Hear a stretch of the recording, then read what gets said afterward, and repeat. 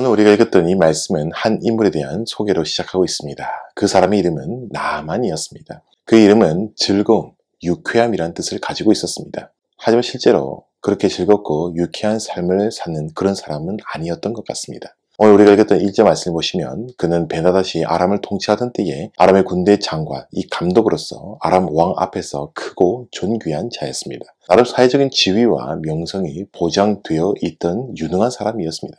그러나 대단해 보이는 그의 사회적인 지위나 명성과 달리 그에게는 한 가지 치명적인 약점이 있었습니다. 그것은 바로 그가 나병 환자였다라는 겁니다. 정리하자면 나아만은 이스라엘 밖의 이방인이었으며 부정하고 소외된 자로서 지내야 하는 나병 환자였다라는 겁니다. 이러한 나아만의 배경과 전제에서 오늘의 성경 이야기가 시작되고 있습니다.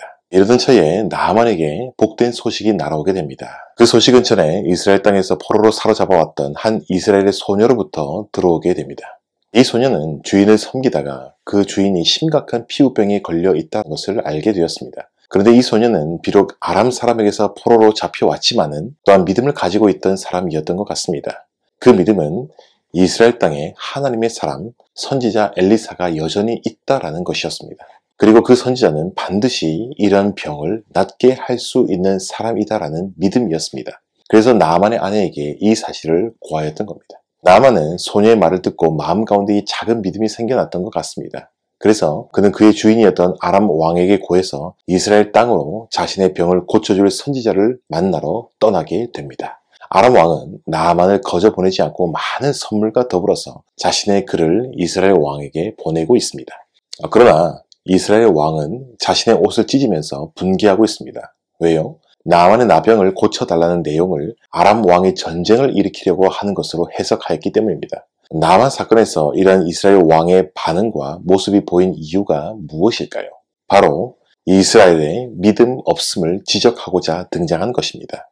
사실 이전에 이스라엘 왕은 모압과의 전쟁에서 선지자 엘리사의 큰 능력을 경험한 적이 있습니다. 하지만 무슨 이유든지 순간에 이스라엘에 엘리사가 있다라는 사실을 잊어버리게 되었습니다. 이스라엘의 왕이라고 하는 사람이 엘리사를 떠올리지 못하고 아람 왕의 글 앞에서 두려움에 벌벌 떠는 모습을 성경에서 보여주는 의도가 바로 이것입니다. 이 와중에서 선지자 엘리사가 직접 나서서 그를 데려오게 합니다.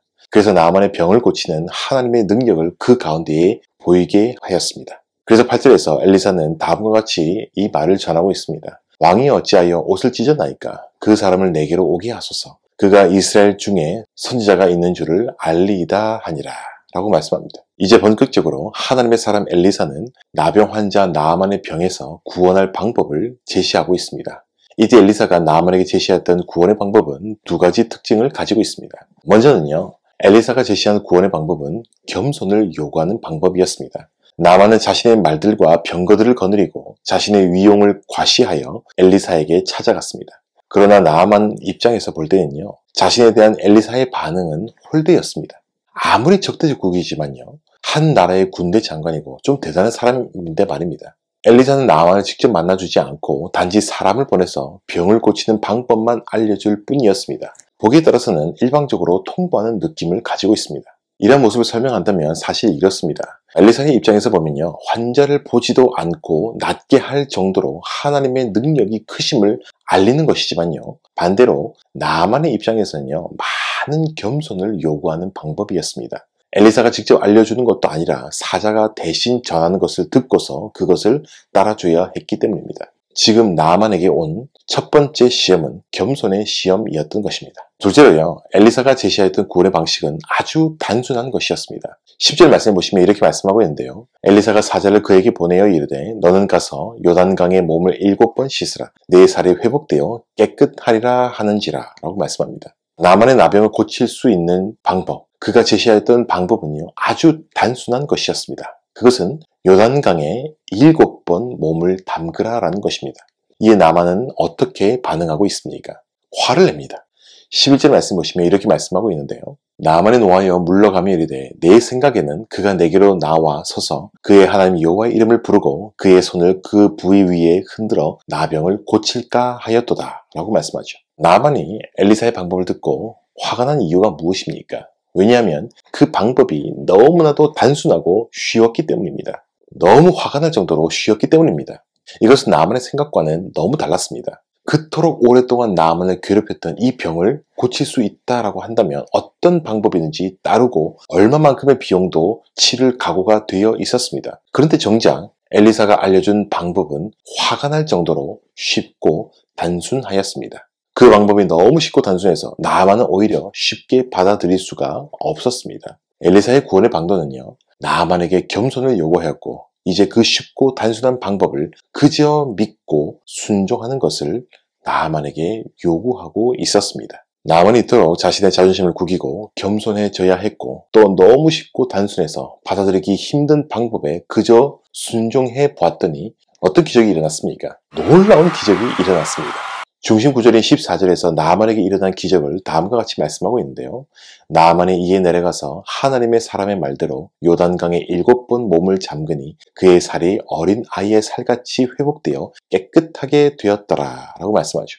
그 방법은 아주 쉽고 단순하였지만 그 방법에 믿고 순종하였더니 놀라운 일이 그에게 일어났습니다. 오랫동안 나아만을 괴롭혔던 지독한 피부병이 깨끗하게 나은 것입니다. 마치 어린 아이의 살처럼 완전히 깨끗하고 완벽하게 난 것입니다. 이방인인 나아만은 치유하시는 하나님의 말씀의 능력을 놀랍도록 경험하게 된 것입니다. 그리고 그는 진정으로 여호와 하나님을 섬기는 믿음의 영역 안에 들어오게 되었습니다. 여러분, 그러면 이 나아만의 치유 사건은 과연 무엇을 의미하는 것일까요? 누가복음 4장에 보면요, 예수님께서 나사렛의 한 회당에 이사야를 읽으시면서 예수님의 정체성과 그분의 오신 목적을 유대인들에게 알려주셨습니다. 그러나 유대인들은 예수님을 믿지 아니하고 오히려 배척하였습니다. 그러자 예수님께서는 구약에서 그토록 가리키던 메시아가 그들 가운데 왔지만 오히려 배척하는 유대인들의 믿음 없음을 지적하시면서 인용하셨던 말씀이 무엇인지 아십니까? 바로 오늘 우리가 읽었던 나아만 치유 사건입니다. 또 선지자 엘리사 때에 이스라엘에 많은 나병 환자가 있었을 때 그 중에 한 사람도 깨끗함을 얻지 못하고 오직 수리아 사람 나아만 뿐이었느니라 라고 말씀합니다. 예수님께서는 하나님 나라의 복음이 선포되었으나 유대인들이 믿지 않을 때에 구원의 복이 이방인에게로 옮겨질 수 있음을 지적하시기 위해서 인용하셨던 것이 바로 오늘 우리가 읽었던 이 말씀이었다라는 겁니다. 나아만 때에도 이스라엘에 많은 나병 환자가 있었지만요, 하나님의 치유와 구원의 역사는 이스라엘 사람들이 아니라 이방인이었던 나아만에게 임하였던 것입니다. 이 말씀은 당시의 유대인들이 들을 때에 분노할 수밖에 없었습니다. 엘리사와 나아만 사건의 말씀은 당대로 끝나는 것이 아니라 예수님을 가리켜 하는 말씀이고요, 나아가서 하나님 나라의 복음과 관련된 말씀이다라는 겁니다. 그러면 신약의 빛 가운데서 우리는 이 말씀을 어떻게 보아야 하겠습니까? 우리는 어떤 것을 알 수 있겠습니까? 첫째로 하나님의 구원의 복음은 단순하다라는 겁니다. 저는 이것을 가리켜서 복음의 단순성이라고 말하고 싶습니다. 나아만의 부정함의 상징인 나병으로부터 해방되고 구원받는 방법은 아주 단순한 것이었습니다. 그것은 요단강에 7번 몸을 담그는 것입니다. 결코 어려운 것도 아니고요, 복잡한 것도 아닙니다. 누구든지 할 수 있고 쉽고 단순한 것이었습니다. 오히려 나아만이 듣고 화가 날 정도로 쉽고 단순하였습니다. 여러분, 복음도 마찬가지입니다. 복음은 복잡하고 어려운 것이 아니라 아주 쉽고 단순합니다. 그것은 복음의 내용이신 예수 그리스도를 믿으라라는 겁니다. 구원을 위해서 많은 공부가 필요한 것도 아니고요, 자신의 죄를 속죄하기 위해서 심한 고행을 요구하는 것도 아닙니다. 복음은 아주 심플하고 명료합니다. 그것은 십자가에서 우리의 모든 죄의 문제를 해결하신 부활의 주 예수 그리스도를 믿으라라는 겁니다. 예수 그리스도께서 나의 유일한 구원의 길이고 소망이심을 믿고 그분을 바라보라라는 겁니다. 사도 바울은 죄수들이 도망한 줄로 알고 칼을 빼어 자결하려던 간수에게 복음을 아주 쉽고 명료하게 전달하고 있습니다. 그래서 사도행전 16절 말씀 보면 이렇게 말씀하고 있는데요, 그들을 데리고 나아가 이르되 선생들이여 내가 어떻게 하여야 구원을 받으리까 하거늘 이르되 주 예수를 믿으라. 그리하면 너와 내 집이 구원을 받으리라. 복음은 결코 복잡한 것이 아닙니다. 어렵지도 않습니다. 아주 단순하고 명료합니다. 그러나 때로는 우리도 마찬가지고 믿지 않는 사람들도요, 이 복음을 생각할 때에 아주 복잡한 것으로 생각합니다. 정확하게 말하면 복잡해야 할 것처럼 생각합니다. 물론 이 복음의 내용은 심오하지만요, 아무나 다가가지 못할 정도로 어려운 것이 아니다라는 겁니다. 복음의 단순성 때문입니다. 하지만 이런 오해 때문에 복음의 단순성 앞에 사람들은 이해하지 못하고 분개할 수밖에 없습니다. 불교처럼 고행을 하는 것도 아니고 선행을 베풀고 덕을 쌓아서 구원받기에 부끄러움이 없도록 하라라는 것도 아닙니다. 이런 식으로 해야 구원받을 수 있고 구원받을 조건이 되는 것 같습니다. 하지만 기독교에서 제시하는 복음은 그런 것이 아닙니다. 우리의 선행도, 우리의 노력도, 우리의 고생으로 되는 것도 아닙니다. 단지 구원을 다 이루어주신 주 예수 그리스도를 믿으면 되는 것입니다. 하지만 이 단순한 복음은 또한 우리에게 요구하는 것이 있습니다. 그것은 복음의 내용 앞에 순종하라라는 겁니다. 그 순종은 반드시 믿음으로 반응하게 되어 있습니다. 복음을 믿고 복음에 순종하셔야 됩니다. 복음 그 자체가 너무나도 귀하고 능력이 있는 것이지만 그것을 내 것으로 받아들이고 믿고 순종하지 아니하면 나에게는 아무런 의미가 없습니다. 그 복음을 내 것으로 만들기 위해서 믿고 순종해야 하는 것입니다. 이와 같이 믿고 순종하기 위해서 반드시 전제되어야 하는 성품이 있다고 한다면 겸손일 것입니다. 너무 단순한 복음을 나의 생각과 다르다고 무시하거나 외면해서는 아무런 소용이 없습니다. 겸손하게 그것을 인정할 때에 비로소 믿고 순종하는 것이 가능하게 되는 것입니다. 이처럼 복음을 겸손하게 인정하고 믿고 순종할 때에 어떤 일이 일어납니까? 정말 어마어마한 큰 일이 일어납니다. 믿음에 있어서 외인이었던 나아만이 저주의 상태에서 해방되고 위대한 신앙 고백을 함으로 신앙의 영역 안에 들어왔던 것처럼 복음을 믿고 복음에 순종할 때에 어마어마한 결과가 일어나는 것입니다. 그것은 이전에 하나님께 대해서 원수였던 자가 하나님과 화목한 자가 되는 것입니다.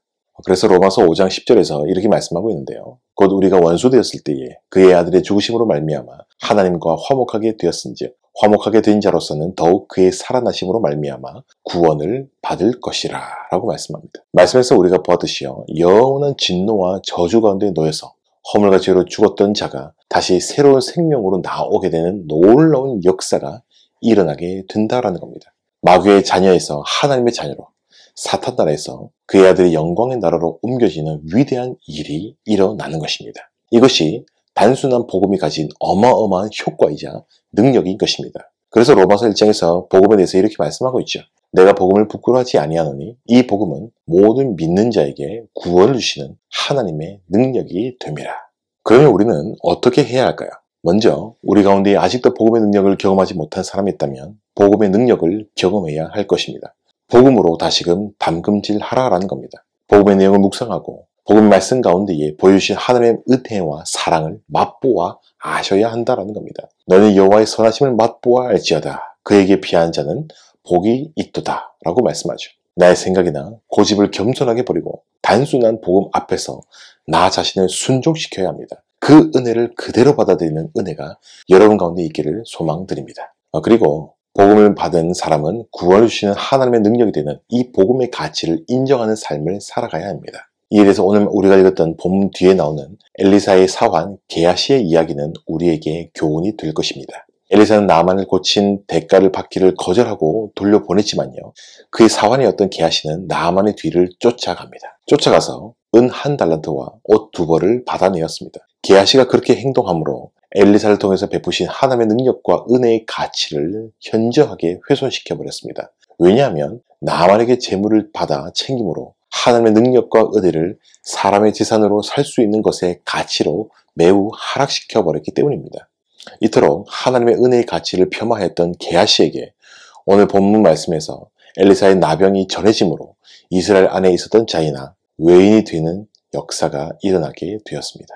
그러므로 나아만의 나병이 내게 들어 내 자손에게 미쳐 영원토록 이르리라 하니 게하시가 그 앞에서 물러나오매 나병이 발하여 눈같이 되니라 라고 말씀합니다.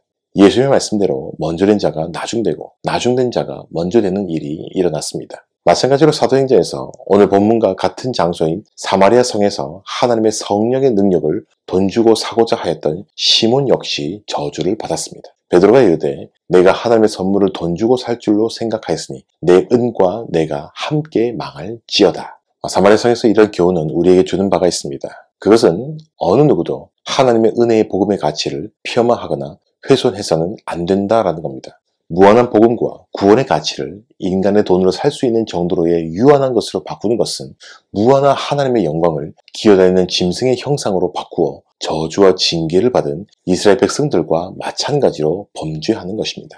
복음은 우리에게 참으로 아름답고 값지고 귀한 것입니다.